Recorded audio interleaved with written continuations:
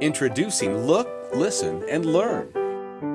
You are the best you the world will see. It's a new commercial-free TV show specially designed for preschoolers. Let's learn something new and share feelings too. 'Cause these are the things to do to be the best you. Well, hello, Possum.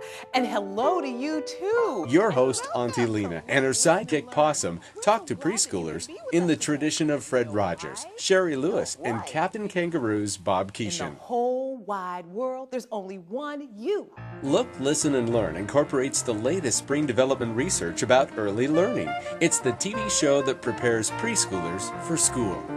Say, Auntie Lena. Yes? What are we doing today? Well, today we're going to be talking about friendship. Each episode, Auntie Lena explores a new theme. My friends and I, we like to skate and yeah. play ball, and we like to dig in the dirt. Say, what do you like to do with your friends? Kids are born with over 100 billion neurons waiting to be directed and connected. You like purple. I do too. Look, Listen, and Learn helps children form these connections through healthy brain development activities by talking, reading, playing, and exploring. Okay? Now, Petra, we're going to start with you. So take your left hand and put it in. Barely touch the paint.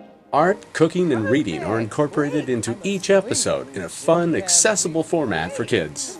I like you, and you like me. And though we're different as can be, we both like being friends. With consultation by a board of today's early learning experts, Look, Listen, and Learn prepares kids for their life-changing journey into school. We're so glad you could join us today on Look, Listen, and Learn. And don't forget that you are the best you that the world will ever see. Yeah. Bye-bye. Goodbye for now.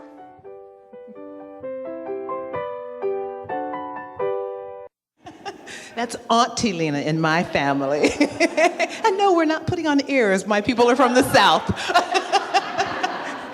Good afternoon. And one of the first questions that audiences have when they see the demo is, where can they find us on the telly? And we are not there yet. We are in what we call development. And we are still raising funds to be able to produce 12 episodes, or I should say 13 episodes of Look, Listen, and Learn.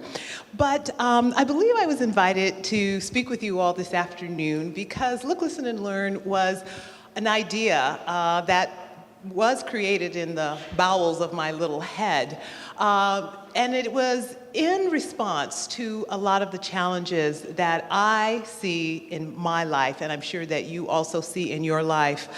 I was fortunate enough to be able to begin my career in my chosen field of broadcast communications. But after about 10 years there, I spent some time working in social and human services with King County. And it was very interesting to me that in the work that I was doing with children and families around the prevention of substance abuse and violence, I really began to see that a lot of our families were also afflicted with learning issues, self-esteem issues, and I thought, my goodness, this is really not a good thing. And so I thought, how do we begin to talk to families about things that they can do in a way that they can access the information that can really make a difference in their lives? And so that question was one that took me back to my professional roots of broadcasting. Because it is a vehicle in which we can reach so many people. One of the things that I like to share with people, particularly those in human services, is I am astounded by how little we use television for good. And we heard today that television in and of itself is not the baddie. It is the content that we experience that we are oftentimes not too excited about. And when I look at the lack of quality, local, and educational and fun programming, it's sad because those are supposed to be our airways. And it is also sad because Coca-Cola and McDonald's would not be caught dead doing business without using the media.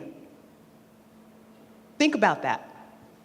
Coca-Cola and McDonald's would not be caught not using the media. When I invited some friends to begin looking at building our community for Look, Listen, and Learn, we began to look at some of the educational numbers here in our state. And what really got our attention was the numbers that we saw when we were looking at the achievement gap. And the numbers were simply deplorable. And we began our journey back in the late 90s. And yet last year, in this report that you see before you, I was devastated to see this information that we here in the state of Washington are one of the bottom 5. How do you do that? How do you get to be one of the bottom 5 when you're one of the wealthiest states? Ouch! That really gets my blood boiling. And then when we begin to look at these numbers, what we saw was the people that were making up the vast majority of these numbers happened to be our brown children. Children had a little color when you filled in between the lines. And most of those kids spoke English. This is no disrespect. This is not to take away from those who have another language than English. But it's really astounding that in our state, that the majority of children that are not making it, English is their first language. What's up with that? And then I get to going really crazy when I start answering myself. I don't like the answers. But one of the questions I asked was, well, how do we begin to affect this number in a positive way? And one of the ways that we felt we could really begin to touch this issue was through the use of television. When it was about 2 months ago, okay, I can't figure out that this is really the summer. It was March when we got those numbers. That was more than 2 months ago, wasn't it? It just seems like this is June, Val, or almost July. But we worked with some folks at Como TV who actually found some numbers for us, found some demographic information about TV viewership. And the 2 highest groups that watch television in the state of Washington for the age 2 years old and up are Black and Native Americans. And as the hours in the day go up, those numbers increase. I remember my experience as a child when watching television and being able to see people on TV that looked like me. Now, I am a child of the 60s, so television was still a new phenom in that day. And when we saw people that looked like us, we stopped. Unfortunately, not too much has changed because we still stop when we see ourselves on television. And we do know that for African American, Native American families, that television is still one of the #1 ways in which we receive our information. I know there are a lot of people who are not comfortable with that, but that is the fact, that the television is still one of our friends in helping to communicate to mass audiences. And so Look, Listen, and Learn realized that this was a vehicle that we wanted to use to help make learning and discovery exciting for parents and for families. Because one of the things that we have lost in our families is that love of learning. When I was growing up, there was a family commitment to all three of us, my sisters and I, making sure that we got to college. My grandfather Jefferson was not able to read or to write. I remember him signing his X. I remember seeing that as a child. But he knew I was going to college. And so there's values that families have or don't have around education. And so I am curious as to what has happened in some of our communities around the urgency and the importance of education. Again, look, listen, and learn. We believe that we can use television to help get families excited about learning and discovery. We also realized that we needed both the adults and the children involved in this endeavor. And so, whereas the programming is targeted for children, early learners, we also wanted to be sure that there was messaging and modeling for the adults and parents and how to talk to their children, how to interact with their children. Now, I am not an academic in education or in nutrition or in reading. And so to that end, we have brought together an advisory council of experts, of people who are in those fields, and they will be the ones who will be advising the production team on the script to make sure that it is developmentally appropriate. And we are also committed to making sure that we have a parenting segment that will be featured at the end of each show and also on the website. We're also committed to making sure that the children that we use in the show are from the communities that we want to reach, so that children and families begin to see themselves. Look around the room. Take a moment. Look around the room for who is not here. Who is not here? When you look around the room, I see that every time I walk into a room, and it does something to me. There's an impact, there's a feeling that comes with that. So as you continue in your work, continue to look around the room and look to invite those people who are not here, because that is how we are going to be able to affect this change. It's not going to be through legislation. It's going to be because we are in one-on-one relationship with people who are not in the room now. We must find them and invite them to the table.